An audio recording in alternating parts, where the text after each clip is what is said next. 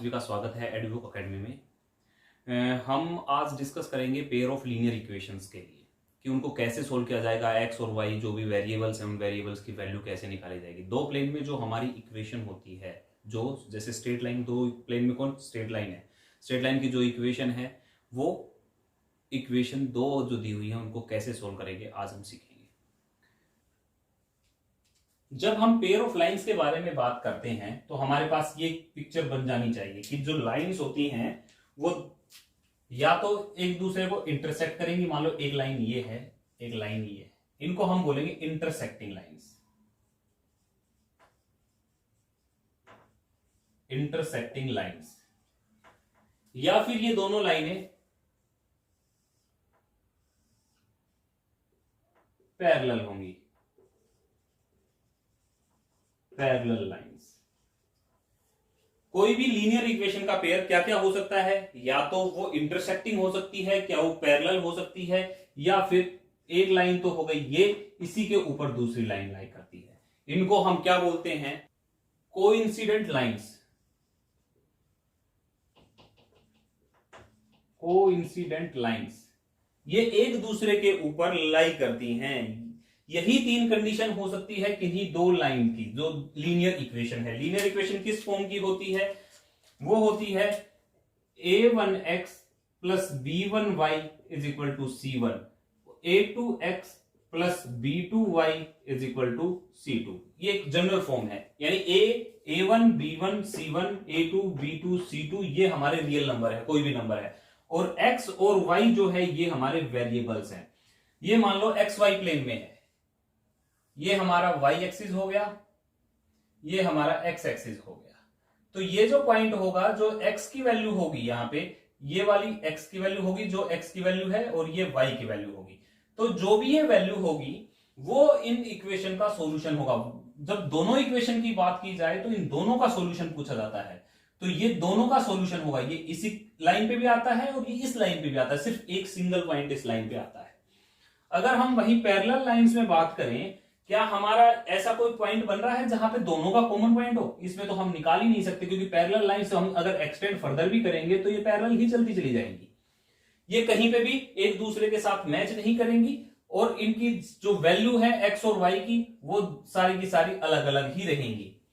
तो यहां पे इसकी अलग एक्स वाई है, इसका अलग एक्स है। चलो यहां पे हमने एक लाइन खींच दी, इस केस में एक्स की वैल्यू तो दोनों की सेम हो गई, लेकिन इसकी वाई की वैल्यू अलग है, इसकी वाई की वैल्यू अलग है।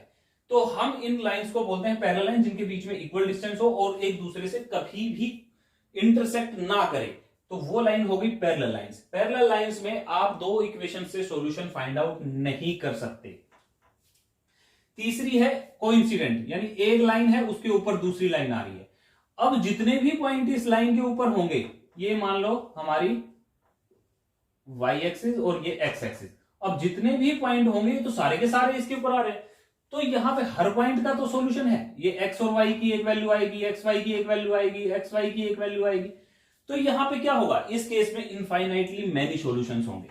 तो हमें क्लियर हो गया कि जब इंटरसेक्टिंग लाइन होगी तो सिर्फ एक सॉल्यूशन होगा, पैरेलल लाइंस होगी तो कोई सॉल्यूशन नहीं होगा, और इंसिडेंट लाइंस होंगी तो मैनी सॉल्यूशंस होंगे, इनफाइनाइटली मैनी सॉल्यूशंस। अब ये चीज हम इस इक्वेशन देख के कैसे पहचानेंगे कि ये पैरेलल लाइन है और ये इंटरसेक्टिंग लाइन है? उसके लिए सिंपल फंडा है। देखो यहां पे ये कांस्टेंट टर्म है a1 a2 b1 b2 c1 c2। तो इस केस के लिए जब मैं बात कर रहा हूं इंटरसेक्टिंग लाइंस, हमने क्या कहा, इसमें वन सॉल्यूशन है ना। इस केस में वन सॉल्यूशन है एक्स और वाई का, सिर्फ सिंगल सॉल्यूशन आएगा एक्स और वाई का। लेकिन वहीं पे अगर हम पैरेलल लाइंस की बात करें तो हम कहेंगे यहां पे नो सॉल्यूशन, इसका कोई सॉल्यूशन नहीं आएगा। और इस केस की बात करें कॉन्सेप्ट, तो इनफाइनाइटली मैनी सॉल्यूशन।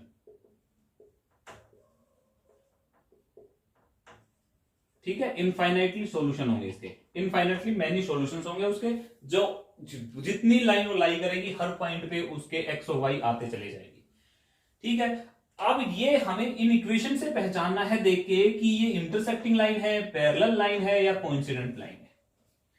उसके लिए कंडीशन होती है, यदि a1 upon A2 is not equal to B1 upon B2।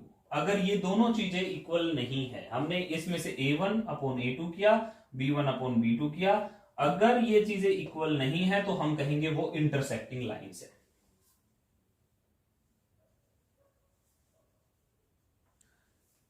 Parallel lines के केस में क्या होगा, A1 upon A2 is equal to B1 upon B2, ये दोनों इक्वल होंगे, पर जो हमारा C1 अपॉन C2 है ये इक्वल नहीं होगा। इस केस में इक्वल नहीं थे तो इंटरसेक्टिंग थे, इस केस में इक्वल है तो पैरेलल लाइंस है, बट ये वाला रेशो इनके इक्वल नहीं होगा।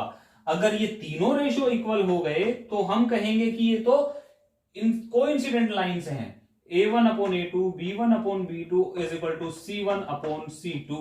अगर ये चीजें हो गई तो हम कहेंगे कि ये कोइंसिडेंट लाइंस हैं। एग्जांपल्स के साथ समझेंगे तो और अच्छी तरह समझ में आएगा। हम पहला एग्जांपल लेते हैं, 5x minus 4y plus 8 is equal to 0, 7x plus 6y minus 9 is equal to 0। देखो इनको लिखने के दो तरीके होते हैं। हमने जनरल इक्वेशन जो होती है ax plus a1x plus b1y is equal to c1, a2x plus b2y is equal to c2, या तो इस फॉर्म में लिख लो या फिर c को इधर रखा जैसे इसमें रखा है ऐसे भी लिख सकते हैं, लेकिन हम इस फॉर्म से सीखते चलेंगे, आगे के लिए हमें आसान होगा तो हम इसी फॉर्म में लिख लेते हैं। हम सबसे पहले वाली इक्वेशन को लिखते हैं, ये हो जाएगी 5x minus 4y is equal to minus 8, ये हो जाएगी 7x प्लस 6y, क्योंकि ये देखो 8 प्लस का था उधर जाके माइनस का, ये प्लस माइनस का 9 है उधर जाके प्लस का 9, ये हो गया।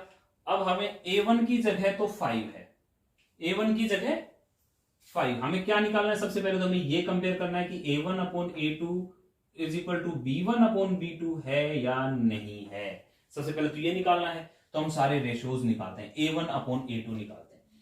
A1 की जगह यहां पे क्या है 5, A1 की जगह 5 है, A2 की जगह क्या है 7, तो ये आ गया 5 अपॉन 7। ऐसे ही अगर B1 अपॉन B2 निकालेंगे यहां से, तो B1 की जगह क्या है -4, B2 की जगह क्या है 6, 2 2 जा 4, 2 3 जा 6, ये आ गया -2 अपॉन 3। तो ये यहीं पे क्लियर हो गया कि A1 upon A2 is not equal to B1 upon B2। तो हमें यहां से क्या पता चला कि A1 upon A2 is not equal to B1 upon B2। तो हम क्या कहेंगे, ये इंटरसेक्टिंग लाइन है, क्योंकि यही चीज हमारी इक्वल नहीं है, तो ये इंटरसेक्टिंग लाइंस हैं। और हमारा क्वेश्चन हो गया ये वाला खत्म कि इंटरसेक्टिंग लाइंस है, हम यहां पे एक सॉल्यूशन निकाल सकते हैं। इस केस की बात करें तो हमारा A1 अपॉन A2 क्या आएगा, A1 की जगह तो है 9, A2 की जगह 18, B1 अपॉन B2, B1 की जगह क्या है 3, B2 की जगह क्या है 6। अब देखो अगर हम इनको उधर लेके जाएंगे तो ये -12 होगा, ये -24 होगा, मैं यहीं पे लिख देता हूं इज इक्वल टू -24, और ये हो जाएगा -12, और ये C1 अपॉन C2 क्या आ जाएगा -12 अपॉन 24 माइनस। अब देखो इनको सोल्व कर, कुछ कैंसिल आउट होता है, 9 1 जा 9, 9 2 जा 8, ये आ गया 1/2, 3 2 जा 6, ये आ गया 1/2, माइनस से माइनस, और ये आ गया 12 2 जा 24, 1/2। अब यहां पे तीनों रेशोज बराबर आ गए हमारे, A1 upon A2 is equal to B1 upon B2 is equal to C1 upon C2। अगर ये तीनों रेशोज इक्वल आ गए तो हम क्या कहेंगे कि ये लाइन कोइंसिडेंट लाइंस हैं। तो ये लाइंस क्या है, कोइंसिडेंट लाइंस हैं, क्योंकि ये तीनों रेशोज इक्वल आ गए हमारे। इस केस की बात करते हैं तो A1 अपॉन A2 क्या आ जाएगा 6 अपॉन 2 आ गया 3, B1 अपॉन B2 -3 अपॉन -1, ये -3 है और यहां पे -1 है, -1, ये भी आ गया 3। अब इनको अगर हम लिखेंगे तो इज इक्वल टू -10 हो जाएगा, और ये क्या हो जाएगा इज इक्वल टू -9 हो जाएगा। तो C1 अपॉन C2 जो आएगा -10 अपॉन -9, ये आ गया 10 अपॉन 9। अब यहां पे जो A1 अपॉन A2 जो है वो B1 अपॉन B2 के तो इक्वल है, क्योंकि ये भी 3 है ये भी 3 है, ये दोनों तो इक्वल है। पर जो C1 C2 है, C1 अपॉन C2 है, ये इक्वल नहीं है। ये इक्वल नहीं है तो कौन सा केस बन गया? ये पैरेलल लाइंस वाला केस बन गया है। तो ये लाइंस पैरेलल है।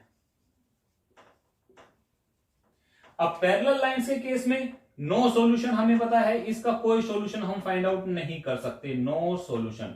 इस केस में इनफाइनाइट सॉल्यूशन, इनफाइनाइट सॉल्यूशन। इस केस में यूनिक सॉल्यूशन। यूनिक का मतलब क्या है? एक प्रॉपर सॉल्यूशन है इसका।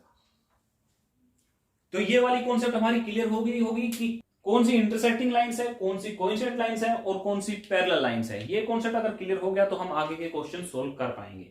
तो अब हम अपने इक्वेशन सोल्व करने के मेथड्स पे कंसंट्रेट करते हैं कि इनको सोल्व कैसे करेंगे। तो इसके लिए हम नेक्स्ट वीडियो में कवर करेंगे। आप उससे पहले इनकी प्रैक्टिस कर लीजिए, आइडेंटिफाई करना सीख लीजिए कि कौन सी लाइन क्या है, इंटरसेक्टिंग है, कोइंसिडेंट है या पैरेलल लाइन।